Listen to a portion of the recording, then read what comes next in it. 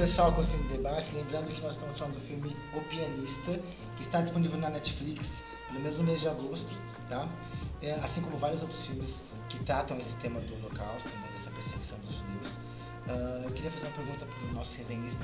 Márcio, apesar de tantas opções de filmes do Holocausto e tantas histórias contadas, por que O Pianista ele teve um destaque maior nesse sentido? Por que essa história foi contada de uma forma que chamou mais atenção?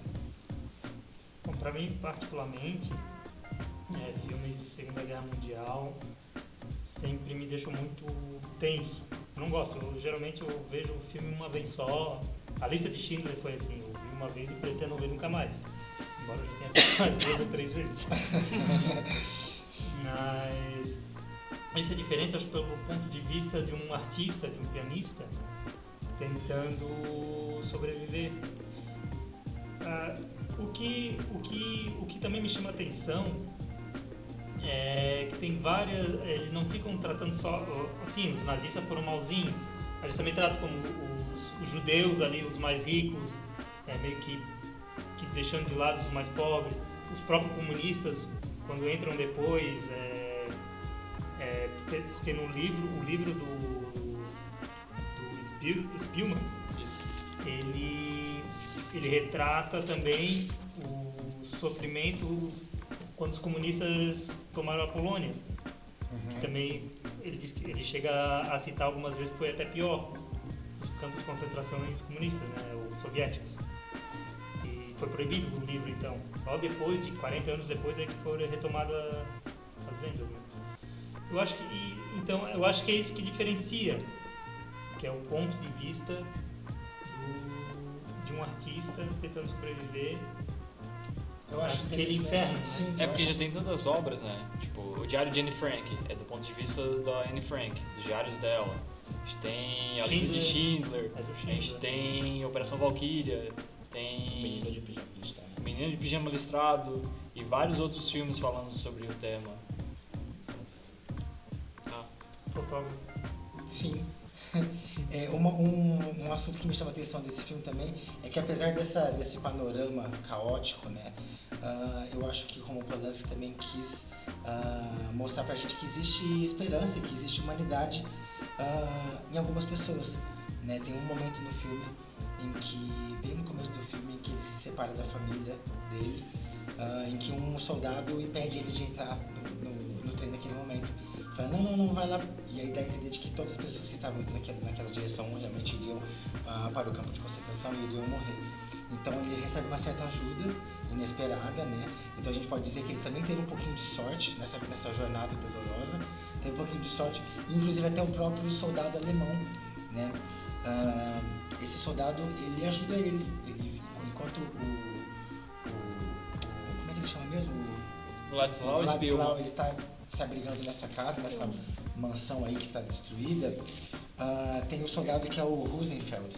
Ele é um soldado alemão que poupa a vida dele. Ele vê aquela situação lá, ele vê que ele estava tocando piano, acho que tinha um piano antigo naquela casa, e aí ele se sensibiliza através da música, através da arte, e decide poupar ele a vida solicita dele. que ele toque, né? Sim. Ele pergunta, o que você faz? O que você fazia? Eu sou pianista. Aí ele, sim, então toca, duvidando, né? Quando ele começa a tocar, então ele fica sensibilizado e poupa a vida dele. Eu notei uma coincidência agora, que é o segundo filme que a gente comenta que tem um pianista como tema.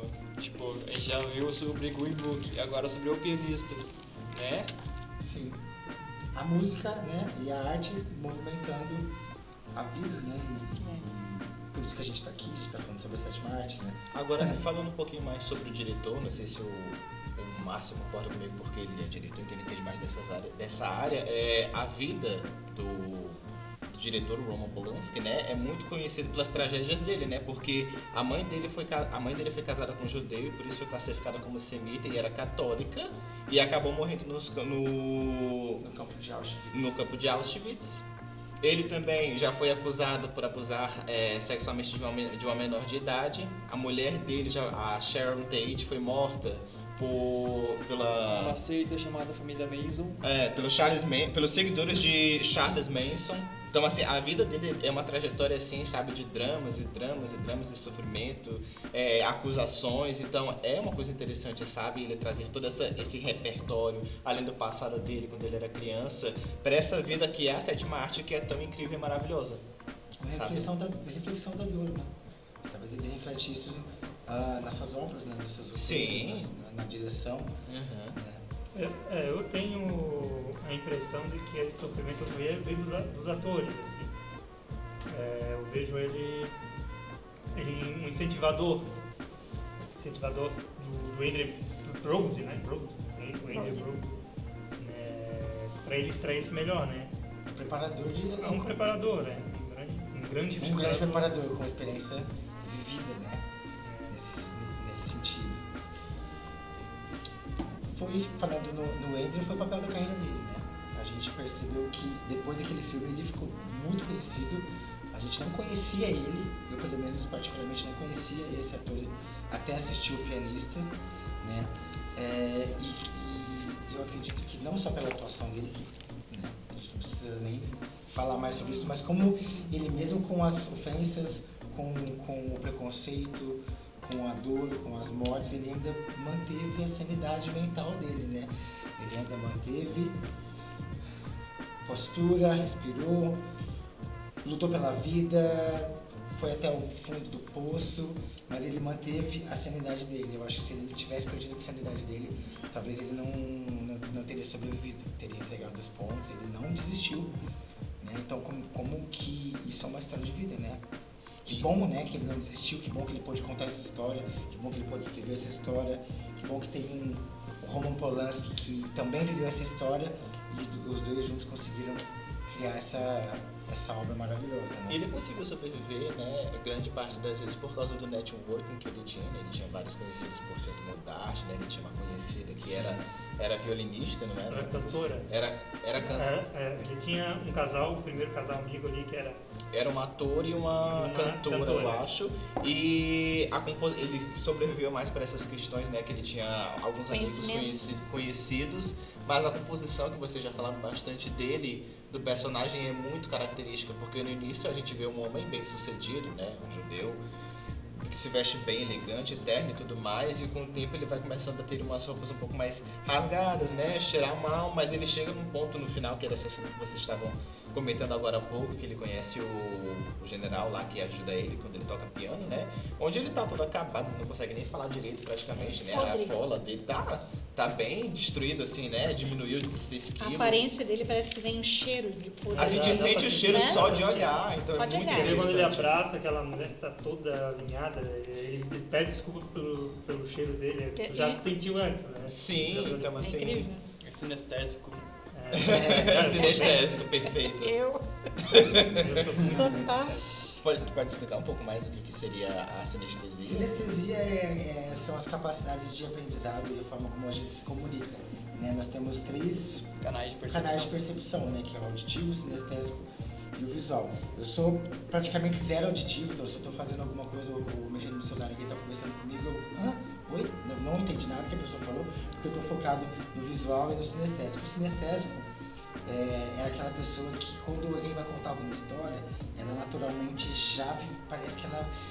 estava contando a história de um mar que estava batendo água nas rochas. O sinestésico ele já sentiu as gotinhas d'água no rosto, já sentiu o cheiro os do leves mar, salpicos das né? gotículas O auditivo marinas. já vai focar naquele barulho da água batendo nas rochas, né? E o visual vai ver aquela cena, vai ver aquela água, se está com espuma branca, se está azul.